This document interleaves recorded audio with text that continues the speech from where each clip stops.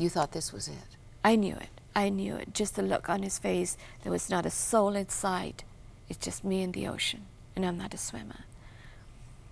And as I'm walking towards the end of the dock, with tears just coming down, I'm whispering and saying, Mom, Dad, naming my brothers and sisters, naming the children over and over and saying, you were the last ones on my mind. I died remembering you. Don't forget me. And I'm sorry I couldn't save you, couldn't save myself. I survived. That is where I saw the hand of God. Didn't know who God was. I had too many gods in my life. The last God that I had was my husband, because my mother-in-law had told me, this is your God, you are to worship him. And so I had been to Catholic schools. I grew up in a Hindu and a Sikh home, so there were so many, and they were all abuses. And so when I saw this light, brighter than any light that I had seen, and then I read about it years later in the book of Isaiah in chapter 30, that the sun and the moon will be 7 times brighter, and the sins and all that will be forgiven. And I heard a voice, and that voice saved me. In fact, my husband had crushed my knuckles hoping I would let go. The more he beat me up, the stronger I got. And mind you, in all of this, I only weighed about 90 pounds. He deprived me of food. He deprived me of my livelihood. You would escape and come back to Canada, ultimately go back for the children who were still in India. Yes, I went back a couple of times. I escaped after being hung. After that incident happened, I was hung, and I had kerosene poured over me, and I was bold enough to go to my father-in-law and say, I want to go back. Your husband poured kerosene on you, and then he gave you the matches. That's right. He said, I've done the hard work, and the easy part is yours. When I did escape, I had to leave the children behind, which in my mind, I felt like I was abandoning them because of the way my children were screaming and begging. How did you find Jesus for yourself? The voice that rescued you. As I'm sitting at the airport, alone, totally alone, totally robbed of everything, just the clothes that I had on me, sitting in a corner, not wanting anything to do with anyone, a woman came, and I had seen on the corner of my eye, and I started turning, wanting to avoid her, because I didn't want to see my tears and my pain. The more I turned, the closer she became. And the long story, the story was quite long, but in a nutshell, she wouldn't leave, so I asked her what she wanted. And she said, I just wanted to let you know Jesus loves you. And that was really good because it gave me a voice. It gave me an opportunity to speak. So I said, really? So we went through a debate. She didn't give in, and she didn't get mad. She just said, it could have been worse. You could have been dead. One day you will realize. What? One day you got a phone call that your husband was dead. Yes. And the irony is that you would go back to India, and what was your role in his passing? Before that happened, my husband would talk to my kids. They were very little, and he would say to them, do you want a new mommy? This one isn't good, is she? We want a pretty mommy. We want one who's educated, who's, loves you. And poor children would say yes. So what do we do with this mommy? Kill her? Should we burn her? And the poor kids would say yes. Who's going to burn her? And they would slowly put their hand up and say, well, when I got this call that he had died, and he had died around the same waters where he was trying to drown me, when I went to the funeral, I couldn't recognize him. His jaw was broken. His eyes were missing. And he had broken my jaw.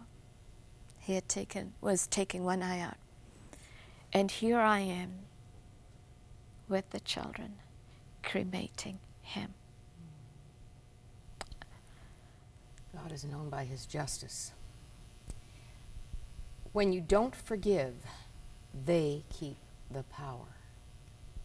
It's almost the closing line of your book. It's right at the end. That's right. You said that to people at a secular university yesterday. That's right. What did they say to that statement? There were a lot of questions after that on that comment. They weren't judging me. They wanted to know. Where does How? that kind of forgiveness come from? Yeah, how do you forgive a monster?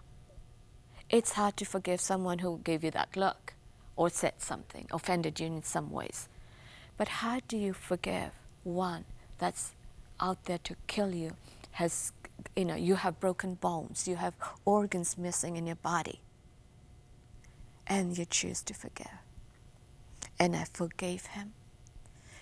Just before we lit the fire to cremate, I forgave him. Because I no longer wanted to model that behavior onto my kids. You know, your children, all 4 comment in the back of the book. It's brief, but it's very clear that they love and respect you. They do. They've seen terrible things. How are they emotionally? Emotionally, we as a family went through counseling. We went through just growing up, just, putting aside what had happened and learning from that experience. Today, they're in a place where, considering the things that they've witnessed, been through, the abandoned issues and all that, they're doing awesome. And they live with you. 3 of All them but live in. one. Yeah. It's marvelous. Men can be victims of spousal abuse. We do want to acknowledge that, but 83% are women. Just a couple of facts. Women between the ages of 15 and 45 are more likely to be maimed or die from male violence than from cancer, malaria, traffic accidents, and war combined. On average, 35 incidents of abuse before a woman is killed. It just grieves me that there's such a trap here. Yeah. To get free can be life-threatening. Yeah. What do you counsel women who are being abused? I expose the abuse. When I'm speaking, I'll say, do you know that he has the right? He decides when I'm going to end this. And every woman, every battered woman faces death at least once in her life. He decides. And I speak to the women and I tell them that your turn's next. Do you want that to happen to you? Do you want your children orphans? Do you want to live your loved ones crying? So how do they safely escape Well, a toxic relationship? Right. I show them ways to prepare, ways to put keys aside, to put some money aside if they're not in immediate danger. But if they're in immediate danger, it's 911. They need to leave. I wish we had more time, Kamal. The book is going to be very helpful for you if you're in a situation like this. It's quite a drama. Black and Blue, Sari. Available. It is available in some chapters. It is available through my website. And I am in the process of now looking for a distributor to take off my hands. And your website? Is blackandbluesari.com, and they can order safely through that. Thank you for having the courage to choose to live initially for your children and to go on and be an advocate for so many who need the encouragement that you're bringing. And I just want to say right now, if you're one of those people suffering in silence, the first step might be to tell someone, we would love to pray with you. God knows He is big enough, and we are believing for intervention for women in crisis, and maybe some men too.